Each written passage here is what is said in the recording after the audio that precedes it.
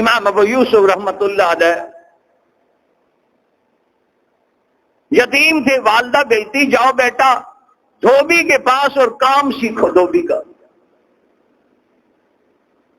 پھر یہ ہے کہ دھوبی کا کام کر کے کچھ دام کما لیا کرو. بچہ گھر سے کچھ دن تو جاتا رہا. ایک مرتبہ امام اعظم ابو حنیفہ رحمت اللہ علیہ کے درس میں آ کر بیٹھ گیا. جیسے درس میں بیٹھا بڑا مزہ آ گیا، بڑا مزہ آیا. روزانہ آپ کا درس میں بیٹھ جائے، جیسے ہمارے مقتدی جیسے درس کے لیے کتاب کھولو کہتے ہیں جڑا نسی وہی بہادر کا پتر ہے. بھاگ کہیں مولوی صاحب کی چند باتیں قرآن کی نہ سننی پڑ جائے، حدیث کا درس نہ سننا پڑ جائے. اور شیطان اس کے اوپر حملہ کیسے کرتا ہے؟ اگر آپ نے شریعت کا مسئلہ سن لیا نا اور عمل نہ کیا پھر تو پکی جہنم ہے.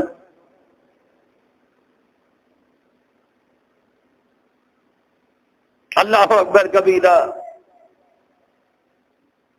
ایسا زمانہ تھا کہ دنیا جوب در جوب شوب در شوب کہاں سے قرآن کے علوم کے لیے حدیث کے علوم کے لیے سفر کر کے پہنچا کرتی تھی. ہزاروں میل کے فاصلے پیدل طے کیے جاتے تھے.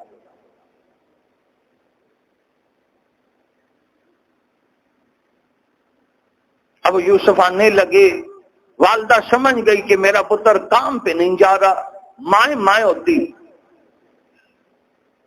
بچے ہیں چکما دے کے نکل جاتے، بتاتے ادھر کا ہے چلے جاتے ادھر. میں ایک مرتبہ گاؤں میں ایک علاقے میں تھا، وہ لوگ مونگ پھلی وغیرہ بہت زیادہ کاشت کرتے تھے.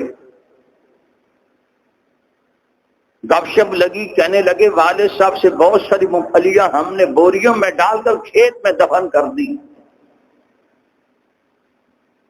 وہی کیوں؟ اپنے طور پر بیچیں گے، اپنا خرچہ چلائیں گے، اور باپ کو پتہ ہی نہیں. جی حال ہے آج کی اولاد کا. یہ بڑے ہوں گے، پڑھیں گے، لکھیں گے، پھر باپ کو پوری تنخواہ دیں گے. میں کما کر لایا، قسم خدا کی ڈڈو. جو جھولی میں بیٹھ کر داڑھی نوچتا ہو اس کو جب سارا اختیار ملے گا وہ ساری زندگی باپ کو کبھی 4 آنے نہیں دینے کو تیار. اس لیے عرض کرتا ہوں خودی کو کر بلند اتنا کہ ہر تقدیر سے پہلے خدا بندے سے خود پوچھے بتا تیری رضا کیا ہے. خودی خودداری بڑی چیز ہے، دنیا میں ہو دینداری میں ہو دونوں میں لازم. والدہ پیچھے آ گئی، دیکھا وہ یوسف بیٹھا ہوا ہے درس میں. کہنے لگی میں تمہیں بھیجتی ہوں دھوبی کے پاس جا کر کام سیکھ، تو یہاں بیٹھا. بچہ چپ ہے. امام اعظم ابو حنیفہ رحمت اللہ علیہ نے دیکھ لیا، اپنے خادم سے کہا کہ اس اماں کے گھر کا خرچہ روزانہ بیچ دیا کرو.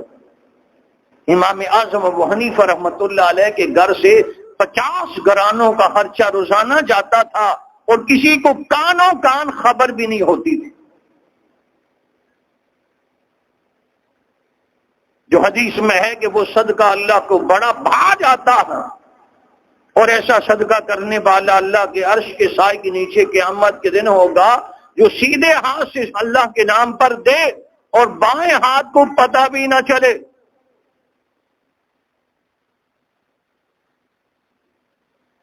امام اعظم ابو حنیفہ رحمت اللہ علیہ نے اس مائی سے کہا مائی تو چلی جا، اس بچے کو پڑھنے دے. کہنے لگی میں غریب ہوں، نانی شبینہ کو ترستی ہوں، تڑپتی ہوں، اس کا باپ ہے نہیں، یتیم ہے، ضائع نہ ہو جائے. میں سوچتی ہوں کوئی ہنر سیکھ لے، ارے دھوبی بن جائے، 4 پیسے کمانے کا رنگ ڈنگ اور خوند آ جائے. یہاں بیٹھ کے کیا کرے گا؟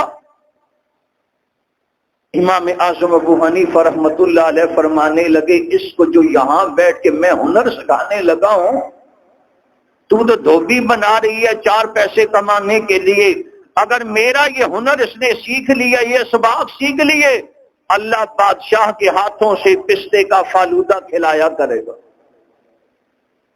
بوڑھی عورت تھی، بات سنتے ہوئے بڑبڑاتی ہوئی چلی گئی، دیکھا جائے گا چلو۔ وقت گزرتا گیا، ابو یوسف پچھلی صف سے دوسری صف میں آ گیا، اس سے بڑھ کر اگلی صف میں آ گیا۔ آتے آتے امام اعظم ابو حنیفہ کی آنکھوں کا ایسے تارا بنا، سپارہ بنا، مہپارہ بنا، دل دلارا بنا کہ آج ساری دنیا میں فقہ حنفی پر اس کی علم برداری چمکتی ہوئی نظر آتی۔ خلیفہ ہارون رشید نے اپنے زمانے کا چیف جسٹس بنایا، قاضی القضات بنایا۔ امام ابو یوسف رحمت اللہ علیہ روزانہ 40,000 قاضیوں کو تربیت دیا کرتے تھے۔ کتنے؟ جی 40,000 قاضیوں کو تربیت دیا کرتے تھے۔ اللہ اکبر کبیرہ، ایک مرتبہ خلیفہ ہارون الرشید آ گیا، آ کر کہنے لگا قاضی صاحب آج آپ کو میں ایسی چیز کھلانے لگا ہوں جو میرے لیے بھی گاہے بگاہے کبھی کبھار بنا کرتی ہے۔ ارے فالودے کا پستے کا فالودہ بنا ہوا بادشاہ لے آیا۔ حضرت امام ابو یوسف رحمت اللہ علیہ جب کھانے لگے، پوچھنے لگے بڑا نفیس ہے، بڑا لذیذ ہے، بڑا پیارا ہے، چیز کیا ہے؟ خلیفہ کہنے لگا یہ پستے کا فالودہ ہے۔ امام ابو یوسف رحمت اللہ علیہ کو بچپن کا وہ واقعہ یاد آ گیا۔ میری والدہ کو میرے استاد نے تسلی دی تھی اور کہا تھا تیرے بیٹے نے جو میرے پاس تعلیم پالی اس کا حق ادا کر لیا، تو یاد رکھنا بادشاہ کے ہاتھوں سے پستے کا فالودہ کھائے گا۔ پروردگار عالم نے آج میرے استاد کا کہا ہوا پورا کر دیا۔ اسی خوشی میں امام ابو یوسف رحمت اللہ علیہ کی آنکھوں سے آنسو جاری ہو گئے۔